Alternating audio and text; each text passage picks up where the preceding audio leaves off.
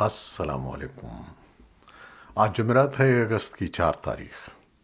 پاکستان میں سر شام کے 7، بھارت میں 7:30، اور یہاں ہمارے اسٹوڈیوز کی گھڑیوں میں صبح کے 10 بج رہے ہیں۔ وائس آف امریکہ واشنگٹن کی اردو سروس سے میں ہوں خالد حمید، خبروں کے ایک بلیٹن کے ساتھ۔ اسامہ بن لادن کے جانشین اور القاعدہ کے سربراہ ایمن الظواہری کی امریکی ڈرون حملے میں ہلاکت کے بعد دنیا بھر میں قیاس آرائیاں اور چیمیں گوئیاں ہو رہی ہیں کہ امریکہ نے اتنے خطرناک اور بڑے ہدف کو کن دوست اور اتحادی ممالک کے تعاون سے نشانہ بنایا ہے۔ ماضی میں دہشت گردوں کو ٹارگٹ کرنے کے لیے امریکہ نے پاکستان کے ہوائی اڈوں اور فضائی حدود کا بارہا استعمال کیا ہے۔ ماہرین کا کہنا ہے کہ ممکن ہے کہ ایمن الظواہری کی ہلاکت کے حوالے سے پاکستان نے کوئی براہ راست کردار ادا نہ کیا ہو، تاہم پاکستانی فضائی حدود کے استعمال کو خارج از امکان قرار نہیں دیا جا سکتا۔ طالبان کا کہنا ہے کہ وہ کابل میں القاعدہ کے سربراہ کی موجودگی سے لا علم تھے۔ عسکریت پسند گروپ کا کہنا ہے کہ وہ امریکی دعووں کی تحقیقات کر رہا ہے۔ ظواہری کے قتل کا اعلان پیر کی شام صدر بائیڈن نے کیا تھا۔ طالبان کے دوحہ میں قائم سیاسی دفتر کے ترجمان سہیل شاہین کا کہنا ہے کہ اس حوالے سے تحقیقات کا آغاز کر دیا گیا ہے۔ نتیجہ حاصل کرنے کے بعد حقائق عوام اور میڈیا کے ساتھ شیئر کر دیے جائیں گے۔ طالبان کے دوسرے نائب وزیر اعظم عبدالسلام حنفی سے جب کل حملے کی تفصیلات کے بارے میں پوچھا گیا تو انہوں نے صحافیوں کو صرف اتنا بتایا کہ وہ کابل میں ہونے والے فضائی حملے کی تفصیلات سے آگاہ نہیں ہیں، لیکن ایک چیز جو ہم پر واضح ہے وہ یہ ہے کہ یہاں ایک فضائی حملہ کیا گیا ہے جس کی طالبان حکومت شدید مذمت کرتی ہے۔ وہ بدھ کو سعودی عرب سے افغان زائرین کے آخری گروپ کی آمد کے موقع پر کابل ایئرپورٹ پر صحافیوں سے گفتگو کر رہے تھے۔ انہوں نے کہا کہ یہ طالبان حکومت کی پالیسی ہے اور وہ اس پالیسی پر قائم ہیں کہ افغان سرزمین کسی ملک کے خلاف استعمال نہیں ہونے دی جائے گی۔ القاعدہ کے سربراہ ایمن الظواہری کے امریکی ڈرون حملے میں ہلاکت کے بعد نئی دہلی کے سیکیورٹی حلقوں میں اس بات کا جائزہ لیا جا رہا ہے کہ کیا ان کی ہلاکت سے بھارت میں القاعدہ کی سرگرمیوں پر کوئی اثر پڑے گا۔ حالیہ دنوں میں برصغیر پاک و ہند اور بالخصوص بھارت میں الظواہری کی دلچسپی کافی بڑھ گئی تھی۔ انہوں نے اپنے کئی بیانات میں بھارت کے زیر انتظام کشمیر میں مسلمانوں کی مبینہ ہلاکتوں اور آسام میں دہشت گردی کے شبے میں مسلمانوں کی گرفتاریوں کی مذمت کی تھی۔ انہوں نے حجاب تنازع پر بھی ایک ویڈیو جاری کی تھی۔ ان کے بیانات سے ایسا تاثر ملتا تھا کہ جیسے وہ بھارتی مسلمانوں کو جہادی تنظیم میں شامل ہونے کی ترغیب دے رہے ہوں۔ سیکیورٹی اہلکاروں کا کہنا ہے کہ الظواہری کی ہلاکت کے بعد بھی الرٹ رہنے کی ضرورت ہے۔ تجزیہ کاروں کا خیال ہے کہ الظواہری کی ہلاکت کے بعد بھارت میں القاعدہ کی سرگرمیوں کو دھچکا لگا ہے، لیکن اس کا یہ مطلب نہیں ہے کہ یہاں اس کی سرگرمیاں ختم ہو گئی ہیں۔ پاکستان کے حکمراں اتحاد نے فیصلہ کیا ہے کہ الیکشن کمیشن کی جانب سے ممنوعہ فنڈنگ کے فیصلے کی روح سے پاکستان تحریک انصاف کے خلاف کارروائی کو منطقی انجام تک پہنچایا جائے گا۔ وزیر داخلہ رانا ثناء اللہ کہتے ہیں کہ پی ٹی آئی کی ممنوعہ فنڈنگ کے خلاف قانونی اور فوجی کارروائی عمل میں لائی جائے گی۔ قانونی اور فوجداری کارروائی عمل میں لائی جائے گی جو وفاقی تحقیقاتی ادارے، انسداد بدعنوانی اور پولیس کے دائرہ کار میں آتی ہے۔ حکمراں اتحاد کی جانب سے اس اعلان کے بعد یہ بحث چل رہی ہے کہ حکومت کے پاس الیکشن کمیشن کے اس فیصلے کو لے کر کیا کیا امکانات دستیاب ہیں جس کے ذریعے پی ٹی آئی کے خلاف کارروائی عمل میں لائی جا سکتی ہے۔ الیکشن کمیشن نے ممنوعہ فنڈنگ کے معاملے کو وفاقی حکومت کو بھیجنے کا اعلان کرتے ہوئے پی ٹی آئی کو اظہار وجوہ کا نوٹس جاری کیا ہے کہ کیوں نہ یہ فنڈز ضبط کر لیے جائیں۔ مبصرین کا کہنا ہے کہ سیاسی طور پر بحث کے علاوہ اس فیصلے کے مختلف قانونی، انتظامی اور تحقیقاتی پہلو ہیں جو عدالتی، حکومتی اور الیکشن کمیشن کے دائرہ کار میں آتے ہیں۔ ادھر پاکستان تحریک انصاف کے پارٹی رہنماؤں اور کارکنوں نے اسلام آباد اور کمیشن کے صوبائی دفاتر کے باہر احتجاجی مظاہرے کیے۔ جمعرات کو تحریک انصاف کے رہنما الیکشن کمیشن کے مرکزی دفتر کے باہر پہنچ گئے اور چیف الیکشن کمشنر سے فوری مستعفی ہونے کا مطالبہ کیا۔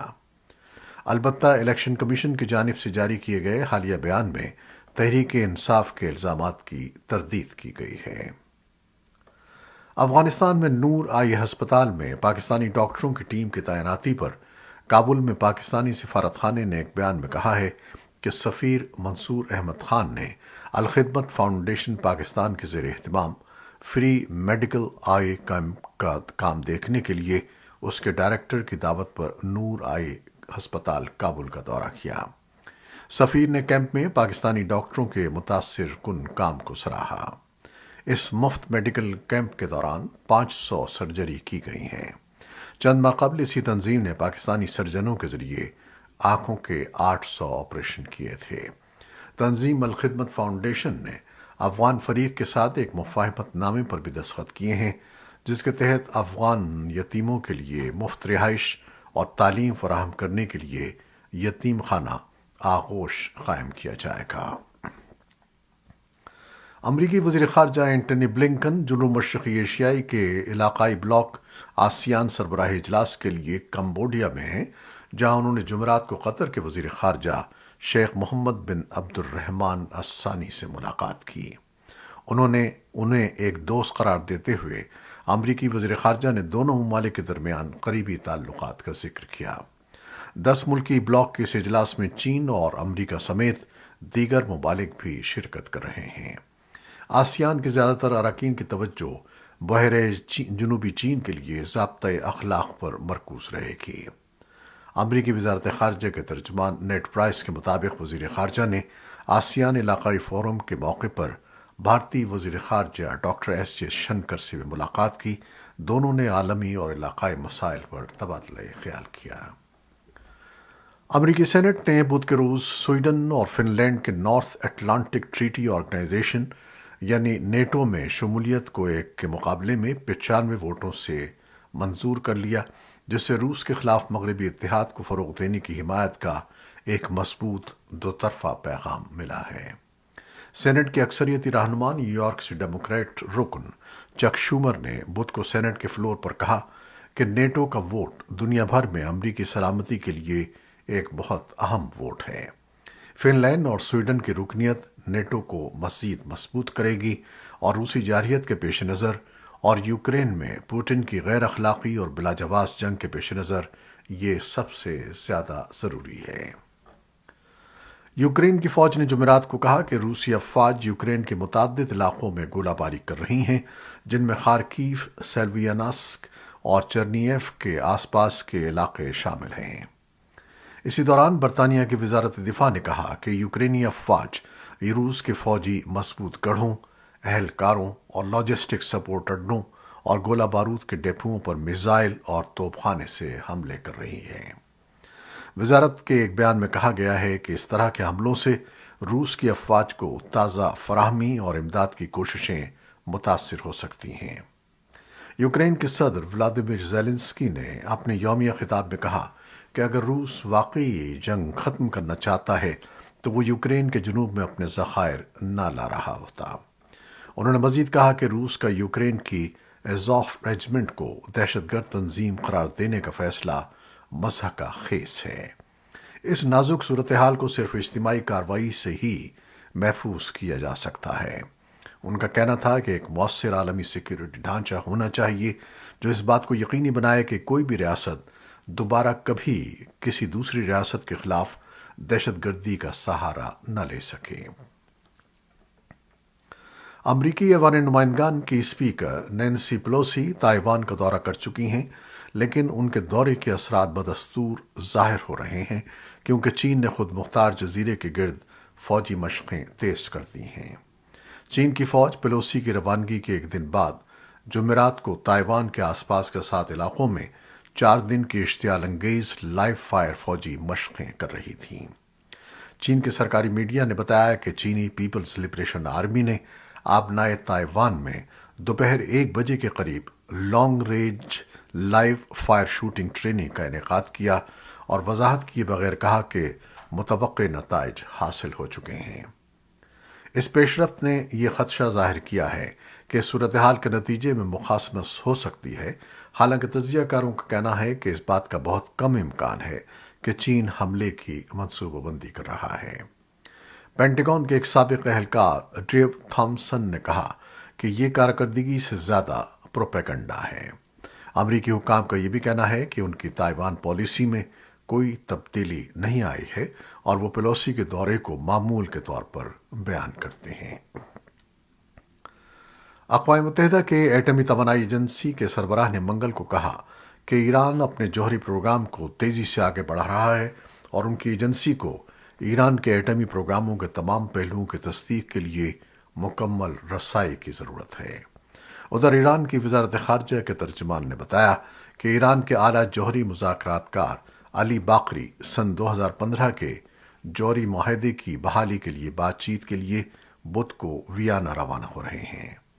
ترجمان نے کہا کہ تہران ایک ایسے معاہدے تک پہنچنے کے لیے تیار ہے جو اس کے حقوق کی ضمانت دیتا ہے۔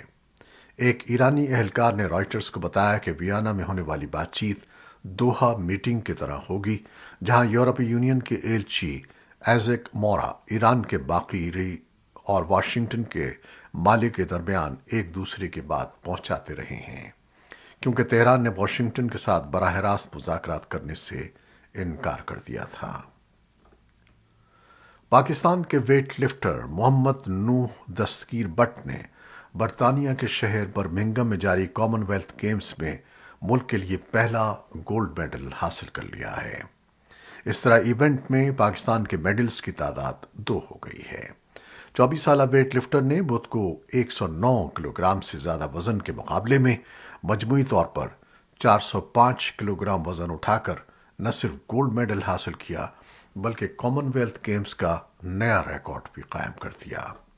نو دستگیر نے سنیچ میں 173 جبکہ کلین اینڈ جرک میں 232 کلو وزن اٹھایا۔ اس مقابلے میں نیوزی لینڈ کے ویٹ لفٹر ڈیوڈ لیٹھی نے دوسری پوزیشن حاصل کی جبکہ بھارت کے گردیپ سنگھ تیسرے نمبر پر رہے۔ یہ تھی وہ خبریں جو فیس بک لائیو پر ہم نے آپ کے لیے پیش کی۔ ہماری ویب سائٹ، یوٹیوب اور پوڈ کاسٹ پر یہ بلیٹن آپ کے لیے پوسٹ کر دیا جاتا ہے۔ آپ ہمارے بلیٹن کو شیئر کرتے ہیں اور اپنے کمنٹس میں اپنی محبتوں کا اظہار کرتے ہیں، جس کے لیے ہم آپ کے بے حد ممنون ہیں۔ اپنی ان محبتوں کو جاری رکھیے گا۔ نیوز ایڈیٹر بہجت جیلانی کے ساتھ خالد حمید کو اجازت دیجیے گا۔ اللہ حافظ۔